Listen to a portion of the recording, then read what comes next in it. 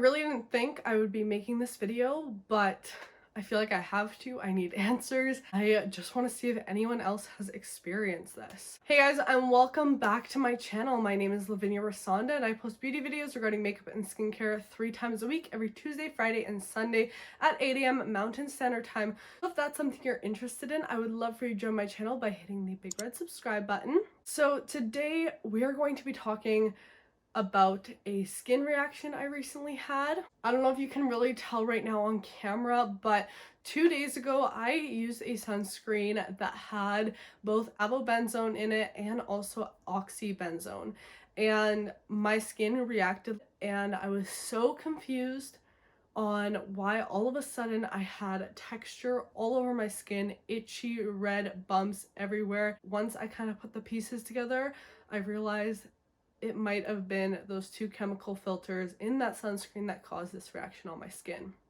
It's kind of hard to tell right now on camera. I took some pictures last night, but the first thing I noticed with this reaction was right on my forehead. I had a lot of texture, which I don't usually have there. I took some photos, hopefully you guys can see, but at certain angles you can see how my forehead is very textured. It's kind of gritty like look to my skin, and feeling my skin even right now, it just feels very like textured. That's the only way I can really describe it. Very bumpy. Then I realized that my cheeks also had that same texture as well as on my nose, and I was trying to think, okay, I used a retinol product a few days ago, but I only had applied it to my forehead and a bit on my cheeks, so I'm like, is that the product that caused this reaction? As I'm going throughout the day, I realized that the texture is spreading onto the lower half of my face and even down my neck. And that's when it hit me. One new product I tried out that I applied all over the face and down the neck was a new sunscreen I tested out. And quickly I went to check the ingredients, and both oxybenzone and avobenzone were 2 ingredients on there which are not in my usual sunscreen. Now this includes some other filters that I have tried before, and I have tried avobenzone in sunscreens before.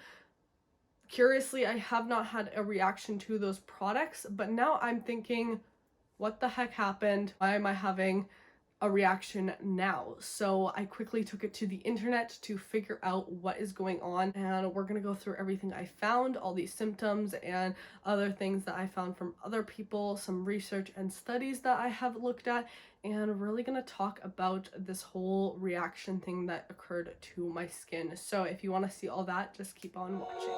Oh, you tell me stories, you tuck me in,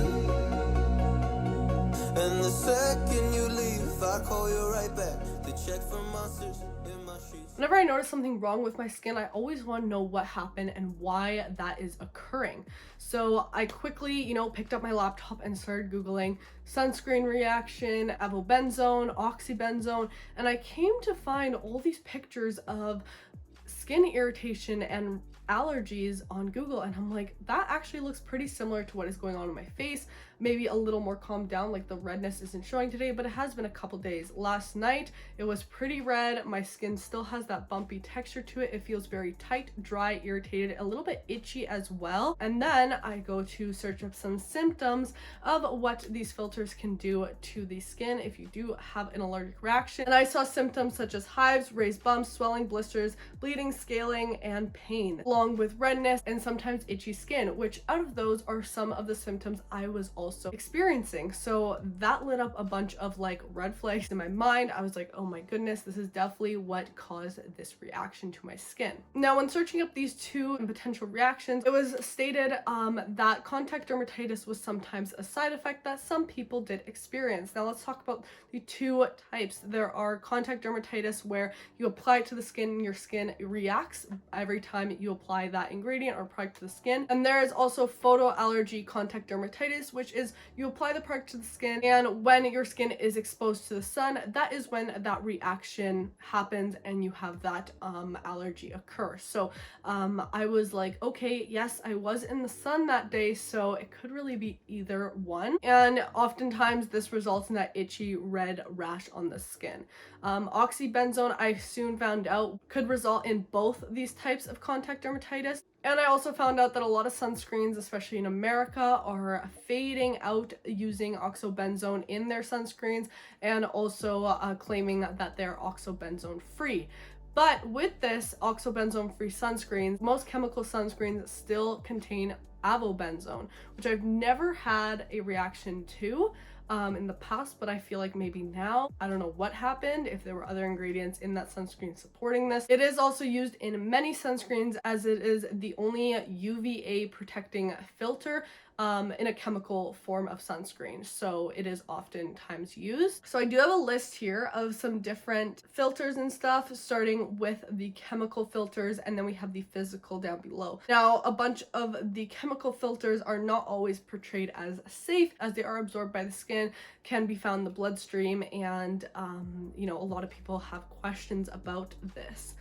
They do penetrate the skin, as I said, whereas opposed to physical sunscreens, they don't penetrate the skin, so therefore you won't have a reaction to them. I typically like to stick to my physical sunscreens since I do have sensitive skin, and that's what's often recommended. Now, looking at the oxybenzone and the avobenzone, they're both often seen as hormone disruptors as well, and associated with any skin allergies and skin sensitivity. So let's start off by talking about oxybenzone and kind of what I have found. A lot of people refer to it as a horrible ingredient to be seen in sunscreen, as it can both disturb the planet and our skin. It is also known as benzophenone 3, and it is often a chemical, as I said, used as an active ingredient to protect from the sun, and used in sunscreens as well as other skincare products. It is used because it is seen to be effective at blocking UV rays, and it also slows down the skin's absorption of UVA rays. It has been approved by the USA and FDA since the 1980s, and it is often seen along these other chemical filters like octanoate, avobenzone, and homosalate. Now, as far as people's concern with the planet, it is often seen as harmful for coral reefs. It has been seen to contribute to coral bleaching, as it is a skeletal endocrine disruptor, and it actually has been seen to also damage the DNA of young coral reefs,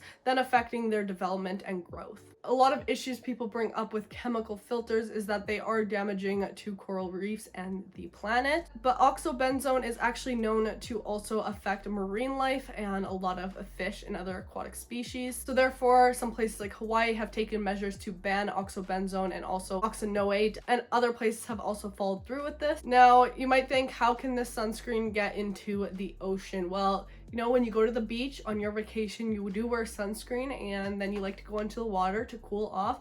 There you go, the sunscreen is being put right into the ocean. But since it is a chemical filter, oxybenzone is also seen to be absorbed into the skin, and it can be detected in human urine. So from the wastewater systems, that goes to the ocean. Even washing your face or having a shower at the end of the day, washing all that sunscreen off can take the oxybenzone straight to the drain and then back to the ocean. So in conclusion, there are a lot of ways for this oxybenzone to reach the ocean, and that's why a lot of people have concerns about it. But many state that it is equally as harmful to humans. So according to the Center of Disease Control, CDC, 97% of Americans are seen to have oxybenzone in their system. It is considered a harmful eye irritant and also seen to have these skin allergies and skin reactions. And as we talked about it in coral reef systems, it is also seen to be a hormone disruptor in humans by some studies, saying that it impacts estrogen level in females and testosterone levels in males. Some studies have shown that it has lowered the testosterone levels in teen boys and also caused thyroid issues in both women and men. There is also concern for skin cancer, reproductive issues, and also diseases such as endometriosis. But other studies do state that it does not demonstrate a significant amount of endocrine disruption. And according to Google, adverse reactions such as skin irritation,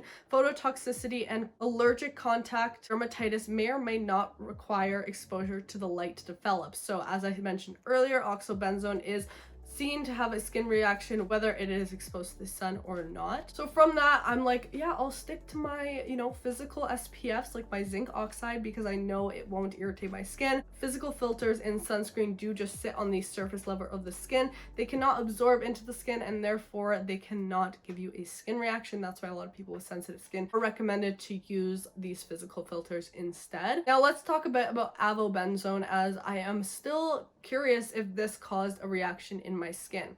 It is also a very popular active, as I mentioned before, but a lot of people have concerns because they say it breaks down within 30 minutes to an hour of the sun exposure, which is concerning obviously because it is supposed to protect your skin. A lot of brands do claim to be oxybenzone safe, but then they contain avobenzone, which are sometimes seen to have similar reactions, and I have found out that they are the two most common filters that cause skin reactions. It says here that it can cause skin irritation like rashes and acne, and it is associated with photocontact dermatitis. And as we talked before, photocontact dermatitis, according to Google, is a toxic or allergic reaction that when certain chemicals are applied to the skin and exposed to the sun. Some studies have also shown that avobenzene can be an endocrine disruptor and has also been shown to block the effects of testosterone in cellular studies. And one study actually showed that avobenzone was detected in some serum samples at levels 9 times above the FDA's cutoff. So, you know, there is obviously concern with this. I know now that the FDA does approve 3% avobenzone in products, and looking at the sunscreen I did use, it did have 3%. Now, I did have another sunscreen I did use in the past that also had 3% avobenzone, but I did not have a reaction to it. So now I'm like, maybe I did have a bit of a reaction, but I didn't notice. Maybe having these two together, I did notice. I'm very confused. So what do you guys think about all this, and have you experienced this as well? Do you know anything about avobenzone or oxybenzone causing the skin reaction and differing in different sunscreens? Like some SPFs have caused this reaction to me, some have not. You know, I looked further into the ingredient list. There isn't any added fragrance. There are some essential oils, but ones that I've used in the past that I have normally not had a reaction to. So overall, I am trying to just let my skin heal now, since it is, you know, very dry, tight, and very like itchy and does not feel good. And seeing how other people have also had experiences similar to mine with these two sunscreen filters, I am very confident to say that this is what caused my skin reaction. And yeah, wow. So please let me know what you think about this. I would love to hear your thoughts. If there is anything I got wrong in this video, please feel free to educate me more. I would love to learn more about this, as this is something I am trying to learn more about regarding sunscreen and SPF filters. But yeah, hopefully this does not occur to me again. I will definitely avoid these two filters as much as I can. This was a very different type of video for my channel, but I had to talk about this with you guys because I always update you on how my skin is doing, and this is what's happening to it right now. If you did enjoy this video though, please give it a thumbs up. Don't forget to subscribe, and also make sure to turn on my post notifications so you get notified every single time I upload a new video. Also make sure to follow me on TikTok and Instagram at Lavinia Rusanda for more content. And I am now a host on the Acne channel. Go check that out. I have videos go up on there about once a week. I'll link it down below in the description for more acne tips and skincare videos. I hope you're having a fantastic day, and I love you guys all so much, and I'll see you in my next video. Bye guys. Oh, you tell me stories, you tuck me in, and the second you leave, I call you right back to check for monsters in my sheets.